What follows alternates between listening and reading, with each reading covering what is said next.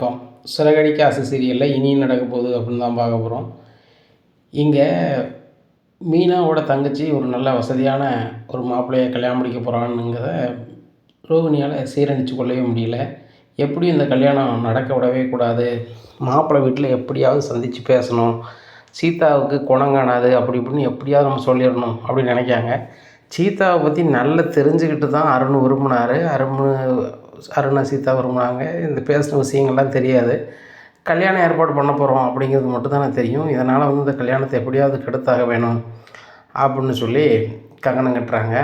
அப்போது சிட்டியோட உதவியை கேட்குறாங்க. சிட்டி, எனக்கு ஒரு ஆளுடைய முகவரி வேணும் அப்படிங்கும்போது, யார் முகவரி வேணும் அப்படிங்கும்போது, இந்த ஸ்டேஷன் வேலை பார்க்குறான், அவர் பேர் அருணா, அவங்க வீடு எங்கே இருக்குன்னு தெரியணும் அப்படிங்கும்போது, இதெல்லாம் பெரிய மேட்டராக மேடம் விசாரிச்சிடும் அப்படின்னு சொல்லி விசாரித்து, மேடம் இந்த அட்ரஸ் என்ன வரும் அப்படிங்கும்போது, முத்து வீட்டில் முத்து வீட்லையா அப்படிங்கிறேன். இல்லை முத்து பொண்டாட்டி இருக்கல மீனாவோட தங்கச்சியை அந்த அதிகாரி தான் கல்யாணம் பண்ண போகிறாரான் அப்படிங்கும்போது, என்ன மேடம் சொல்கிறீங்க, ஏற்கனவே முத்து ரொம்ப ஆடிட்டுருக்கான், அந்த சத்யா என்கிட்ட வேலைக்கு கூப்பிட்டா கூட வரமாட்டான், ஓவராக பேசுகிறான், அந்த அருண் மட்டும் கல்யாணம் முடிச்சிட்டோம்னா சுத்தமாக என்னால் ஒன்றுமே பண்ண முடியாது போலையே, முத்து கை ஓங்கிரும், அந்த சத்யா கை ஓங்கிரும், என்னால் ஒன்றும் பண்ண முடியாத மேடம். சரி ரைட், நான் எப்படியாவது நான் விசாரிச்சிடறேன்னு சொல்லி விசாரித்து, மேடம் இந்த அட்ரஸில் இருக்காங்க, நானும் வரேன், வெளியே நிற்கிறேன், நீங்கள் கண்டிப்பாக பேசிடுங்க, இந்த கல்யாணம் நடக்கவே கூடாது அப்படின்னு சொல்கிறாங்க. சரி சிட்டி நீங்களும் வாங்க அப்படின்னு சொல்கிறாங்க. அருண் இல்லாத நேரத்தில் இவங்க 2 பேரும் போய் பேசுகிறாங்க. இந்த மாதிரி அந்த பொண்ணுக்கு குணமே காணாது, அந்த பொண்ணு ரொம்ப கோபமான பொண்ணு அப்படி இப்படின்னு சொல்லும் போது, முதல்ல காஃபி குடிங்க அப்படின்னு சொல்லி கொடுக்குறாங்க அருணோட அம்மா. சிரிச்சுக்கிட்டே, அந்த பொண்ணை பற்றி நல்லாவே தெரிய போய் தான் நாங்கள் கல்யாணம் முடிக்கிறோம், அந்த பொண்ணு கோபமான பொண்ணுலாம் கிடையாது, ரொம்ப தங்கமான பொண்ணு, எனக்கு உடம்பு சரியில்லாமல் இருக்கும்போது ஆஸ்பத்திரியில் இருக்கும்போது அந்த பொண்ணு தான் பார்த்தது வச்சது அப்படிங்கும்போது ரோகிணி சொல்கிறாங்க. அப்படி பார்த்தா தான் நீங்கள் அவங்கள நம்புவீங்கன்னு பண்ணியிருக்காங்க அப்படிங்கிறாங்க. ஏம்மா, அந்த பொண்ணு விரும்புகிறோம்னு சொல்லலை, என் பையன் விரும்புகிறான், நான் விரும்பினேன், எனக்கு மருமகள் வந்தால் நல்லா இருக்குமேன்னு சொல்லிட்டு என் பையன்கிட்ட சொன்னேன், நாங்கள் தான் விருப்பமாக அவங்க வீட்டில் கல்யாணம் முடிக்கணும்னு நினைக்கிறோம் அப்படிங்கும்போது, ஏங்க நீங்கள் அந்த வீடை நல்ல வீடுன்னு நினச்சிட்ருக்கீங்க, அவன் தம்பி 1ஆம் நம்பர் ஆட்டை போடுதவன் கலவாணி பையன் அப்படி இப்படிங்கிறாங்க. என்னப்பா சொல்கிற அப்படிங்கும்போது, இந்த வீடியோவை பாருங்கள் அப்படின்னு சொல்லி வீடியோ காமிக்கிறாங்க. மறுபடியும் அவங்க அம்மா சிரிக்கிறாங்க. என்னங்க, நாங்கள் நீங்கள் உங்கள் பையனுக்கு பொண்ணு எடுக்க போகிற வீடு சரியில்லைன்னு சொல்கிறோம், நீங்கள் சிரிக்கிறீங்க அப்படிங்கும்போது, இந்த வீடியோலாம் ஏற்கனவே காமிச்சிட்டாங்க, அந்த பையன் இப்போ நல்லாவே திருந்தி பரீட்சைக்கு படிச்சுட்டு கிடக்கான், அதுபோக சிட்டின்னு ஒரு ஆள் கூட தான் சேர்ந்து வீணாக போயிட்டானா அப்படிங்கிறாங்க. சிட்டி தான் அதில் இருக்காருன்னு உங்களுக்கு தெரியல. ஆமாம், நீங்கள் வீடு தேடி ஏன் இந்த கல்யாணத்தை நிப்பாட்டுன்னு நினைக்கிறீங்க, உங்களுக்கு என்ன பிரச்சனை அப்படிங்கும்போது, இல்லை நல்லவங்க பாதிக்கப்படக்கூடாதுன்னு சொல்கிறோம் அப்படிங்கிறாங்க. நாங்கள் பார்த்துக்குறோம், நீங்கள் கிளம்புங்க அப்படிங்கிறாங்க. ரோகிணி வெளியில் சொல்லுதாங்க, இந்த அருணோட அம்மா எவ்வளோ சொன்னாலும் புரிஞ்சுக்க மாட்டுறாங்களே அப்படிங்கும்போது, மேடம் அருணை பார்த்து பேசுகிறோம், 4 மணிக்கு மேலே அந்த ரோட்டில் தான் டூட்டி பாப்பாவில் நாங்கள் பார்த்துருவோம் அப்படின்னு சொல்லிட்டு 4-5 பேர் போய் அருண்கிட்ட பேசுகிறாங்க. பேசும்போது, நீங்களாம் யார், என்ன பேசுகிறீங்க அப்படிங்கும்போது, சார் நான் பேர் சொல்லிக்கிட்ட அளவுக்கு பெரிய ஆள் இல்லை, நீங்கள் கல்யாணம் பண்ணுற வீடு சரி கிடையாது, உங்கள் மச்சினன் ரொம்ப மோசம், அதுபோக நீங்கள் சவளப்பாடியாக ஒரு ஆளை வர வைக்க போகிறீங்களே முத்துன்னு ஒரு ஆள், அவர் ரொம்ப மோசம் அப்படிங்கும்போது, இங்கே பாரு, பல பிரச்சனைக்கு மத்தியில் தான் எங்கள் கல்யாணம் ரெடியாக இருக்குது, அவங்க எல்லாத்தையுமே சொல்லிட்டாங்க, சரிதானா, அவரும் நானும் துருவத்தில் நின்றம் தான், 2 வீடுமே பேசி ஒழுங்கு பண்ணிட்டோம், அதனால் ஒன்றும் பிரச்சனை இல்லை, எங்களுக்கு பிடிச்சி தான் நாங்கள் பொண்ணை என்ன செய்கிறோம் கேட்குறோம், விரும்பணும், இது சொந்தமாக நீங்கள் பேச வேண்டிய அவசியம் இல்லை அப்படி இப்படின்னு சிட்டியை ஒரு காட்டி விட்ருவாரு. சிட்டியும் போயிடுறாரு, இதுக்கு மேலே ஒன்றும் வேலைக்கு ஆகாது அப்படின்னு சொல்லிட்டு. உடனே ரோகிணிகிட்ட சொல்லுதாங்க, ரோகிணி வாய்ப்பே இல்லை, ஒன்றும் பண்ண முடியாது, அந்த அருணாக இருக்கட்டும், அவங்க அம்மாவாக இருக்கட்டும், சீதாவை கல்யாணம் முடிக்கிறதுல ரொம்ப தெளிவாக இருக்காங்க, அந்த முத்துக்கிட்டேயும் சத்யாக்கிட்டேயும் நம்ம ஒன்றும் செய்ய முடியாது, முத்து தொழில் பண்ணி ஜெயிச்சுட்டு வரான், மீனாவும் அப்படி தான் பயங்கரமாக தொழில் பண்ணுறான், நல்லாவே பேர் எடுத்துட்டான், அந்த சத்யா டிகிரி போகிற போக்க பார்த்தா முடிச்சிடுவான் போல், முடிச்சிட்டான்னா அவன் நல்ல வேலைக்கு போயிடுவான், நல்ல வேலைக்கு போயிட்டான்னா என்கிட்ட வரவே மாட்டான், கேட்டால் நான் பெரிய அதிகாரிம்மா, எப்படியாவது அதை கெடுக்கணும்னு நினச்சா நடக்க மாட்டாங்குது. இந்த அருண் அந்த வீட்டில் கல்யாணம் முடிச்சிட்டான்னா ஒன்றும் பண்ண முடியாது, அருண் ஒரு நல்ல வழியை காமிச்சிருவான் அந்த சத்யாவுக்கு, ஏற்கனவே முத்து ஒரு வழியை காமிக்கிறனால தான் அவங்க லைன் ஒரு மாதிரி போயிட்டுருக்கு. நீங்கள் தான் மேடம் ஏதாவது பண்ணணும் அப்படிங்கும்போது நான் என்ன பண்ண முடியும் அப்படிங்கிறேன். நீங்கள் தான் அந்த வீட்டில் இருக்கீங்க. முத்துவுக்கு மீனாவுக்கு ஏதாவது ஒரு நெருக்கடி பண்ணி இந்த கல்யாணத்தை நிப்பாட்டுறதுக்குள்ள வேலையை பார்க்கணும். ஏன் உங்கள் அத்தைட்ட சொன்னால் தான் அந்த கல்யாணம் நடக்காத ஏதாவது ஒரு வகையில் கொணக்களி கிண்டுவாங்களே அப்படிங்கிறாங்க. இல்லை எங்கள் அத்தைட்ட நான் பேச முடியாத சூழ்நிலையில் இருக்கேன் அப்படிங்கிறாங்க. அப்போ இவங்களுக்கு ஒரு ஃபோன் வருது. ஒரு பார்லர் வேலைன்னு சொல்லிட்டு எனக்கு வேலை இருக்குது போகிறேன்னு சொல்லிட்டு கிளம்பி போயிடுறாங்க.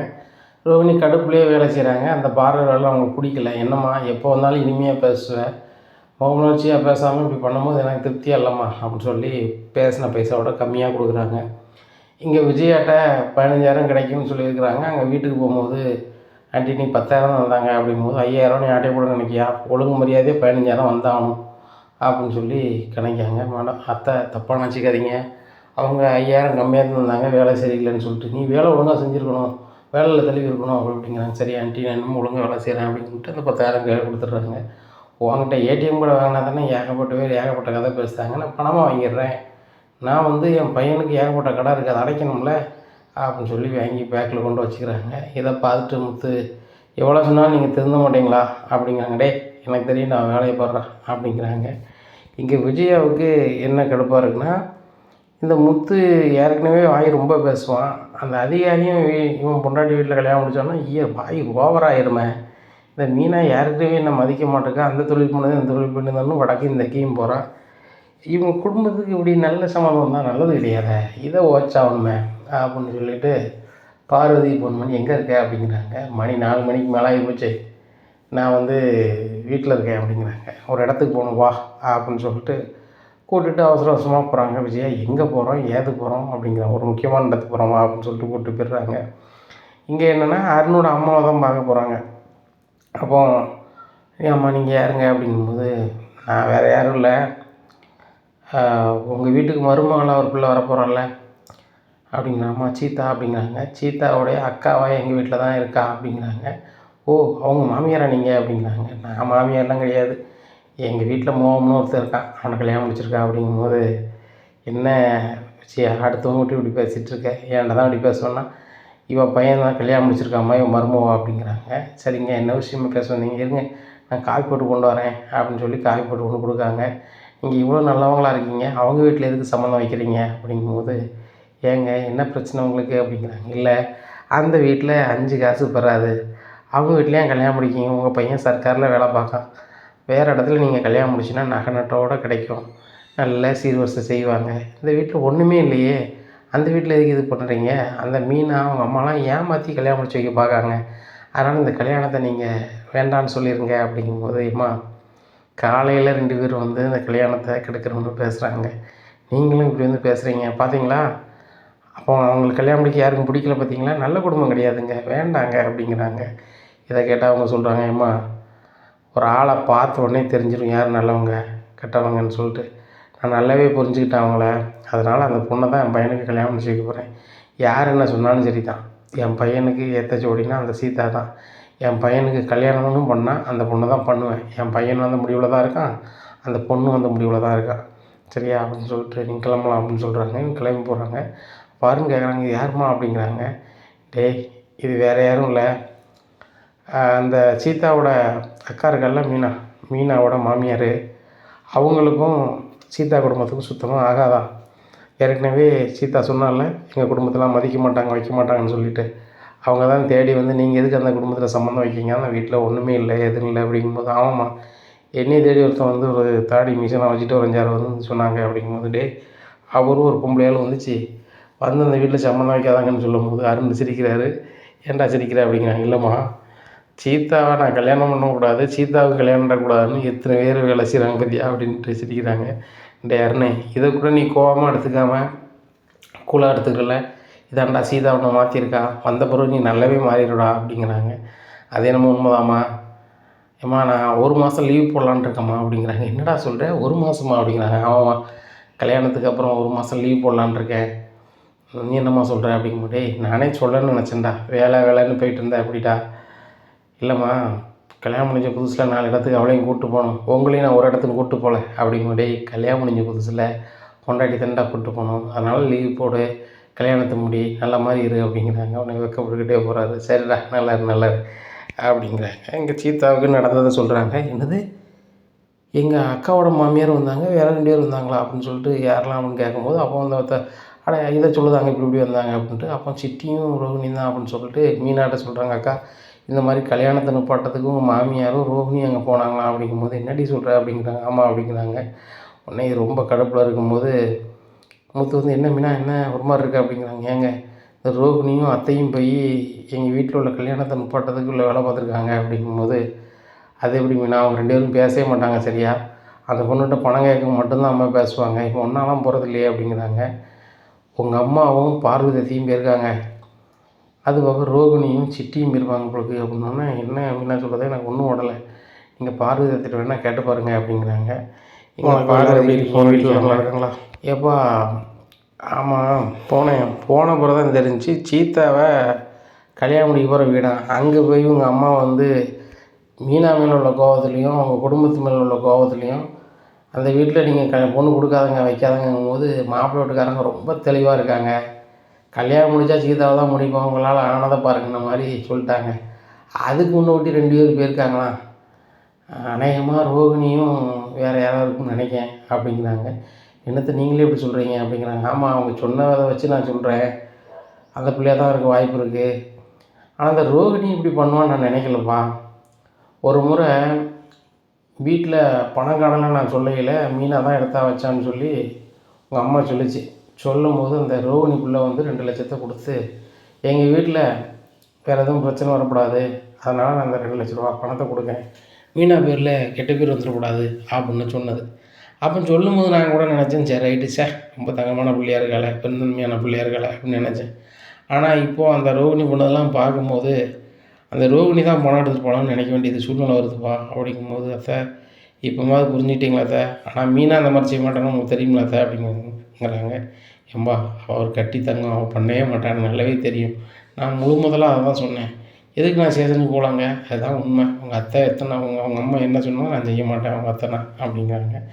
சரித்த அப்படின்னு சொல்லிட்டு ஃபோனை வச்சுட்டு, மீனா இந்த ரோகிணி தான் போயிருக்காங்கன்னு அத்தையும் சொல்லுதாங்க அப்படிங்கும்போது, ஏங்க ரோகிணிட்டு இதை கேட்கணும் அப்படிங்கும்போது, மீனா வேண்டாம், மாப்பிள்ளை வீட்டுக்காரங்க ரொம்ப தெளிவாக இருக்காங்க, சீதாவை தான் கல்யாணம் பண்ணிக்கணும்னு சொல்லிட்டு நம்மளும் அவங்கள தான் கல்யாணம் முடிச்சு போகிறோம். பிறகு இதுக்கு அது வளரும் போது சில எதிர்ப்புகள் வரும், அப்போ வரும்போது தான் நம்ம ஒழுங்காக போய்கிட்ருக்கோம்னு அர்த்தம். அது மாதிரி கரெக்டாக போய்கிட்ருக்கோம்.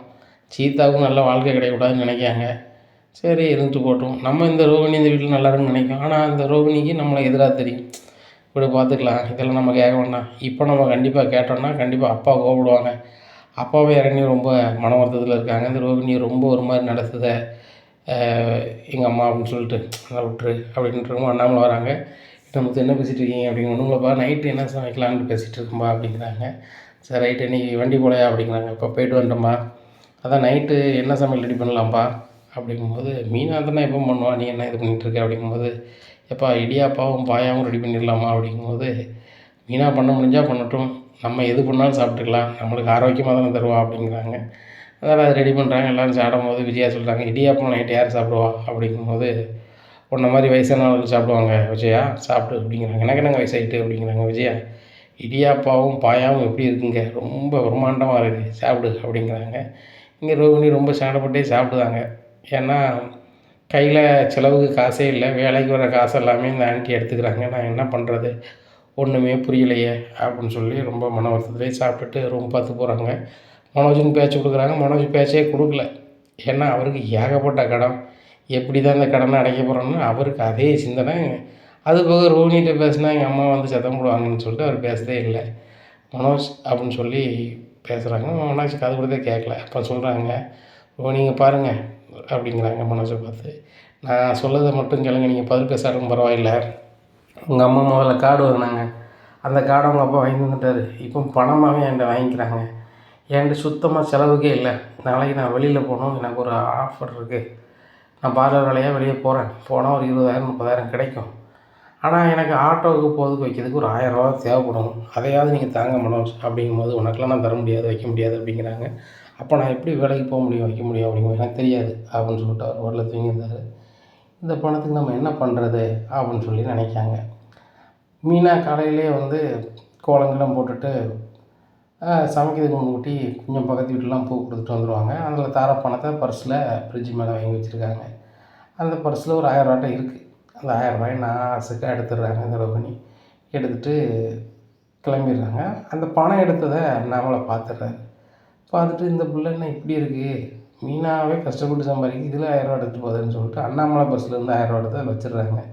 மீனாவுக்கு அதில் பணம் சில்லறையாக இருந்துச்சு, அது 2500 இருக்கே அப்படின்னு சொல்லி முழிக்காங்க. ஆனாலும் இப்படி சரி மனசுல குழப்பத்தில் அப்படியே அப்புறம் சமையல் பண்ணுறாங்க. சமையல் பண்ணி எல்லோரும் சாப்பாடு கொடுக்குறாங்க. அண்ணாமலைக்கு ரொம்ப சிந்தனையாக இருக்குது. அப்போ மீனா பணத்தை அவன் எடுத்துகிட்டு போகிறான்னா கண்டிப்பாக அவன் ரோகிணிகிட்ட பணம் இல்லை அப்படின்னு சொல்லிட்டு விஜயா இன்னும் அந்த ரோகிணி பணத்தை தான் நீ வாங்கிட்டு இருக்கியா அப்படிங்கிறாங்க. உங்களுக்கு யாருங்க சொன்னாங்க, முத்து மீனா தானே? ஆமாங்க சொல்லிட்டு போகிறாங்க. பணத்தை நாங்கள் தான் செய்கிறேன் அப்படிங்கும்போது, இங்கே பாரு, அந்த பிள்ளைக்கு வேலைக்கு பதுக்கே துட்டுலன்னு நினைக்கிறேன், அந்தளவுக்கு நீ எடுக்கணும்னு அவசியமே இல்லை, நீ ஏன் இப்படி பண்ணுற அப்படிங்கும்போது, ஏங்க இதெல்லாம் என்கிட்ட கேட்காதீங்க, நான் கொண்டு வந்த மருமவா, உங்களுக்கு மீனா பெருசானா மீனாவை தலையில் தூக்கி வச்சு கொண்டாடுங்க, ஆனால் ரோகிணியை பற்றி நீங்கள் எதுவுமே பேச வேண்டாம் அப்படிங்கும்போது, இங்கே பாரு, நீ கொண்டு வந்த மருமகளை நீ நல்லா வச்சு பார்க்கணும், நான் கேட்க மாட்டேன்.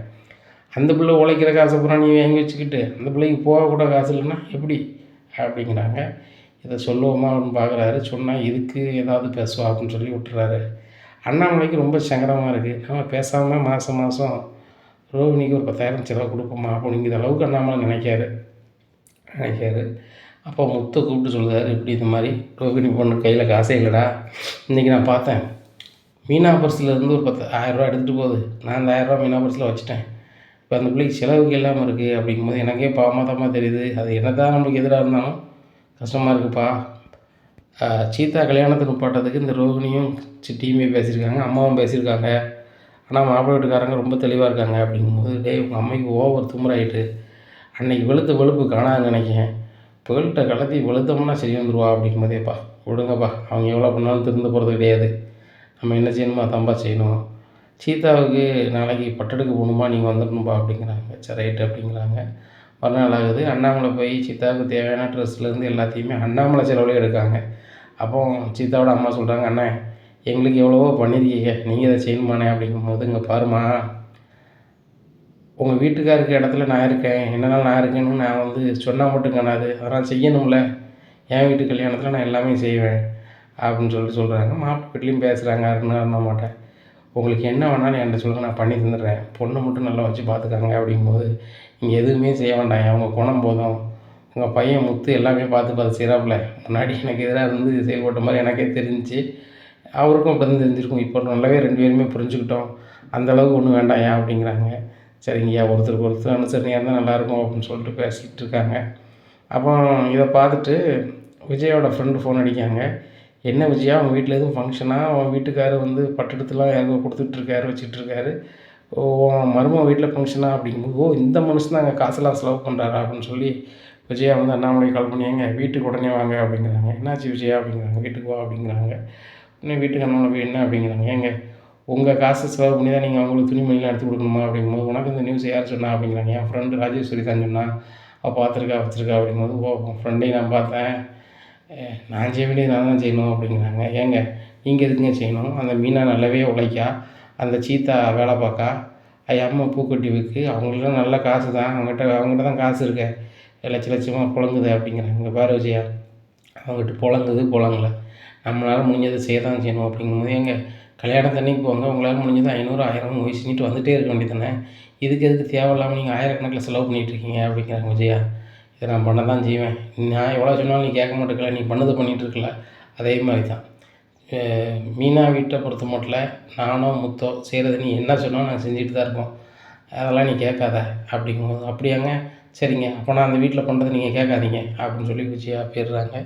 என்ன தான் இருந்தாலும் இவர் பணத்தை பூரா அங்கே செலவு பண்ணுறாரு, பென்ஷன் காசு கூட எங்கள் கையில் தர மாட்டுறாரு அப்படின்னு சொல்லி ரொம்ப கடுப்பில் இருக்காங்க. வீட்டில் மீனா ரொம்ப நன்றி சொல்கிறாங்க. அம்மா உங்களை மாதிரி யாருமே இருக்க மாட்டாங்க, ஒன்றுமே இல்லாத வீட்டிலேருந்து என்ன கல்யாணம் முடிச்சு கொண்டு வந்தீங்க, என் தங்கச்சிக்கு பட்டெடுக்க வாங்கன்னு சொல்லும்போது அவ்வளோ செலவு நான் தான் ஏற்றுப்பேன்னு சொல்லி சொல்கிறீங்களே அப்படிங்கும்போது, ஏம்மா அவளும் எனக்கு உள்ள மாதிரி தானே பண்ணத்தானே செய்யணும், இன்றைக்கி மட்டும் இல்லை என்றைக்குனாலும் பண்ண தான் செய்யணும், உங்களுக்கு நான் இருக்கம்மா அப்படிங்கிறாங்க. உடனே முத்து எப்பா ரொம்ப நன்றிப்பா அப்படிங்கிறாங்க. டே சொல்கிறா இதுக்கு என்னடா அப்பாவுக்கு நன்றி சொல்லிட்டாங்க. சரி ரைட்டு, இன்னும் 1 வாரம் கழிச்சு கல்யாணம், பத்திரிக்கைலாம் ரெடி பண்ணிட்டீங்களா அப்படிங்கிற. ரெடி பண்ணிட்டேன் அப்படிங்கிறாங்க. முத்து எனக்கு ஒரு 100 பத்திரிக்கை தான், எனக்கு தெரிஞ்சவங்களும் நான் கொடுக்கணும், நம்ம சொந்த பந்தத்துக்கும் கொடுக்கணும், அதுபோக பாட்டிகிட்டையும் சொல்லிடு அப்படிங்கிறாங்க. சொல்லட்டும்பா அப்படிங்கிறாங்க. சரி ரைட்டு, மீனாவும் நீனும் போய் நேர்லேயே பத்திரிக்கை வச்சுருங்க அப்படிங்கிறாங்க. ரைட் அப்படிங்கிறாங்க. எல்லாருக்கும் பத்திரிக்கை வைக்காங்க. கிராமத்தில் போய் பாட்டியும் கொடுக்குறாங்க. உடனே பாட்டி ஒரு 5 3 நகையை கொடுக்கு, இது சீதாவுக்கு நான் கொடுத்தோம்னு கொடு, கல்யாண வீட்டில் நான் கொடுத்தோம்னா அவங்க அம்மா என்னத்தையா சொல்லுவா, அதனால தாரேன் அப்படிங்கிறாங்க. அதுவும் சரி தான் பாட்டி அப்படின்னு சொல்லி சீதாட்ட கொண்டு கொடுக்காங்க. சீதா ரொம்ப சந்தோஷப்படுறாங்க. ஏன் பாட்டி எனக்கு அவ்வளோ கஷ்டம் ஒன்றுமா அப்படிங்க. எங்கள் பாட்டி நல்லா தான் இருக்காங்க, அவங்க தந்தால் ஆசீர்வாதமாக இருக்கும் வச்சுக்க அப்படின்னு சொல்லி கொடுக்காங்க. இங்கே சீதா அம்மா கண் கலங்குறாங்க. ஏன் என்னாச்சு அப்படிங்கிறாங்க. இல்லை மாப்பிள்ளை, உங்களை கல்யாணம் முடிக்கும்போது மீனாவுக்கும் பிடிக்கல, ஏன் எங்களுக்கும் பிடிக்கல, மாப்பிள்ளை வேறு கட்டிட்டு வேறு கல்யாணம் முடிக்காங்களான்னு சொல்லிட்டு. ஆனால் இப்படி ஒரு மாப்பிள்ளையும் இப்படி ஒரு குடும்பமும் கிடைக்க நாங்கள் ரொம்ப கொடுத்து வச்சுக்கணும். உங்கள் அப்பா தங்கமான மனுஷன், அதோட நீங்கள் உங்கள் பாட்டி சொல்லவே வேண்டாம். சீதா விரும்பும்போது அந்த மாப்பிள்ளை உங்களுக்கு பிடிக்காதுன்னு சொல்லிட்டு வேண்டவே வேண்டாம் நீங்கள் சொல்லியிருக்கலாம். ஆனாலும் சீதாவுக்காக இவ்வளவு துள்ளப்படுறீங்களா அப்படிங்கும்போது, அத்தை அந்த வீட்டில் நான் தான் மூத்த மருமகன், மூத்த பையன், இந்த வீட்டில் நீனு அப்பா இடத்துல வந்து செய்யணுங்கும் போது நந்தனத்தை எல்லாம் செஞ்சாகணும், ஏன் ஆசைப்படுறதுக்காக யாரையும் வகையும் கஷ்டப்படுத்தக்கூடாதுல்ல அப்படிங்கும்போது, மாப்பிள்ளை பொண்ணு வீட்டுக்காரங்க நம்ம என்ன பண்ணணும் எது பண்ணணும் கேட்டுருங்க தெளிவாக, கல்யாண சபையில் வந்து அது பண்ணணும் இது பண்ணணும்னு சொல்லிடக்கூடாது அப்படிங்கும்போது, மாப்பிள்ளை வீட்டிலேருந்து எதுவுமே எதிர்பார்க்கல, நம்ம செய்கிறது தான். நான் கூட என்னமோ நினச்சேன், ரொம்ப தங்கமான ஆளுக்காரங்க இருக்காங்க அந்த அருணும் அம்மாவும், ஒன்றும் பிரச்சனை இல்லை அப்படிங்கிறாங்க. சரிப்பா சரிப்பா அப்படிங்கிறாங்க. இப்படியா இருக்குது. இங்கே ரோகிணிக்கு ரொம்ப கஷ்டமாக இருக்குது. அவங்க அம்மாவுக்கு மாதம் மாதம் பணம் கொடுக்கணும், இந்த கிறிஸையும் பள்ளிக்கூடத்தில் சேர்க்கணும், ஃபீஸு கட்டணும், என்ன பண்ணணும்னு தெரியலன்னு சொல்லி முழிக்காங்க. இங்கே வேலை பார்க்குற கூலியை பூரா ஆண்டி வாங்கிக்கிறாங்களே அப்படின்னு சொல்லிட்டு நினச்சிட்டு இருக்கும்போது வீட்டுக்கு வராங்க. வரும்போது இன்றைக்கி என்ன எவ்வளோ வேலை பார்த்தா அப்படிங்கிறாங்க. ஆண்டி இவ்வளோ தான் அப்படிங்கிறாங்க. 12,000 வாங்கியிருந்தாங்க. இங்கே ரோகிணி கையில் 5 காசு இல்லை. என்னடா இது, ₹1 காசு தங்க மாட்டேங்குது நம்மளுக்கு அப்படின்னு சொல்லி முழிச்சிக்கிட்டு இருக்காங்க. இந்த மீனா பர்ஸ்லேருந்து வேறு பணம் எடுத்துட்டோம், அது வேறு பிரச்சனையாகுமான்னு தெரியலேன்னு பார்க்குறாங்க. உடனே அண்ணாமலை கூப்பிட்றாங்க. கூப்பிட்டு ரோகிணி மாமா அப்படிங்கிறாங்க. என்ன அப்படிங்கிறாங்க. கதவை சாத்தமா அப்படின்னு சாத்துறாங்க.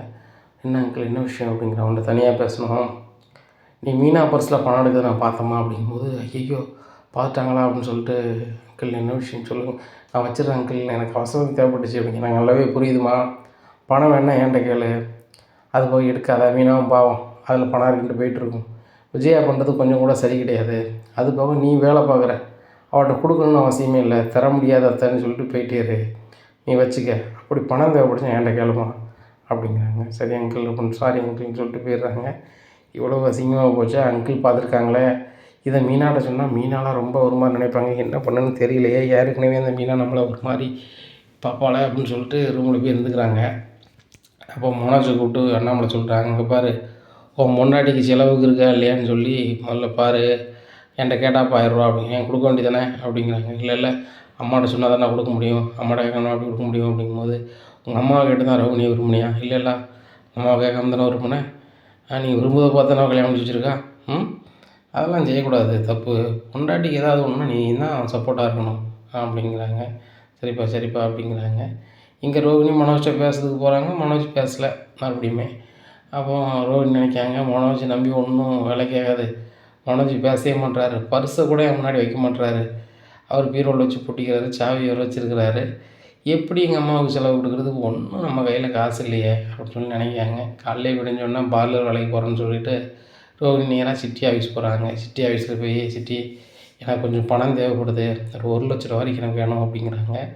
எதுக்கு ரோகிணி 1,00,000 வைப்போம் அப்படிங்கிறாங்க. இல்லை என் பையனுக்கு பள்ளிக்கூடத்தில் ஸ்கூல் ஃபீஸ் கொடுக்கணும், எங்கள் அம்மாவுக்கு மாதம் கொடுப்பேன், நான் எங்கள் அம்மாட்ட மீதியை நான் ஒரு 50 ரூபா கொடுத்துட்டோம்னா எங்கள் அம்மா 2 3 மாதத்துக்கு வச்சுப்பாங்க, அதுக்கப்புறம் எப்படியாவது நான் ரொட்டேஷன் பண்ணி எங்கள் அம்மா கொடுத்துருவேன் அப்படிங்கும்போது, ரோகிணி ஏற்கனவே 3,00,000 ரூபா வாங்கியிருக்கீங்க, நீங்கள் என் ஃப்ரெண்டுங்கிறனால உங்கள்கிட்ட வட்டியே வாங்கலை, அது வேறு ஏறி நிற்கு அப்படிங்கும்போது, சிட்டி தப்பாக நினச்சிக்காதீங்க, 4,00,000 அந்த வட்டியும் சேர்த்து எவ்வளோ அமௌண்ட் சொல்லிடுங்க அப்படிங்கும்போது, 5,00,000 ரூபா ஆச்சு அப்படிங்கிறாங்க. சரி ரைட்டு, இந்த 5,00,000 ரூபாய்க்கு வட்டி எவ்வளவு அப்படிங்கிறாங்க.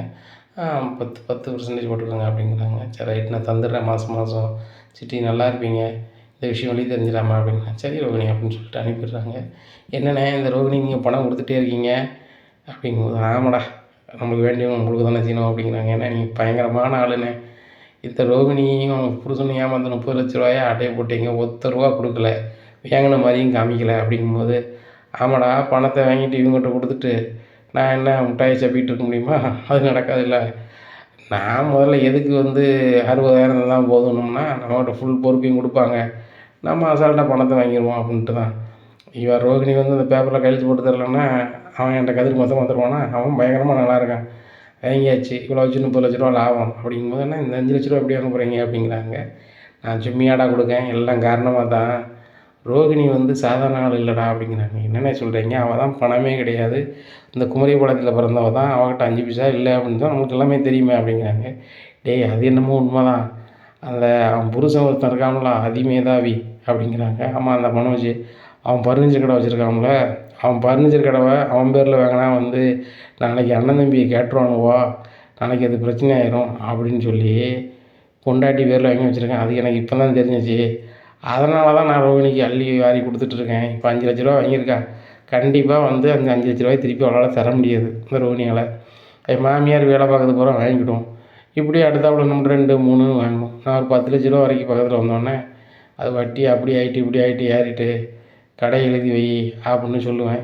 அப்பவும் தரலைன்னா அதுக்கு நம்ம எப்படி பண்ணுவோம் பண்ணிக்கலாம் அப்படிங்கிறாங்கண்ணே. நீங்கள் பயங்கரமான ஆளுண்ணே அப்படிங்கிறாங்க. பிறகு டேய் ஃபைனான்ஸ் பண்ணி அங்கங்கே லைன் பண்ணி பிரிச்சுட்டு அது ரொம்ப சங்கடமாக இருக்குது.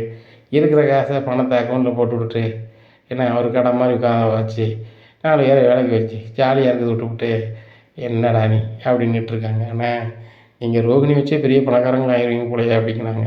பணக்காரன் ஒரு 30,00,000 ஆயாச்சு. இப்போ கணக்குக்கு 35,00,000 வந்துருச்சு. இன்னும் ரோகிணி வச்சு அந்த கடையை வாங்கிட்டோம்னு வச்சுக்கோ நம்ம கோடீஸ்வரன் தான் அப்படின்னு சொல்லி சிரிச்சுக்கிட்டு இருக்காங்க. தினேஷ் வராங்க. என்ன திட்டி பயங்கர சந்தோஷமாக இருக்கீங்க. ரோகிணியை பற்றி எல்லா விஷயமும் தெரிஞ்சுக்கிட்டு அடிக்கடி பேசி பேசி பணம் வாங்குன்னு சொன்னீங்க. இப்போ எதுக்கும் வழி இல்லை போல்.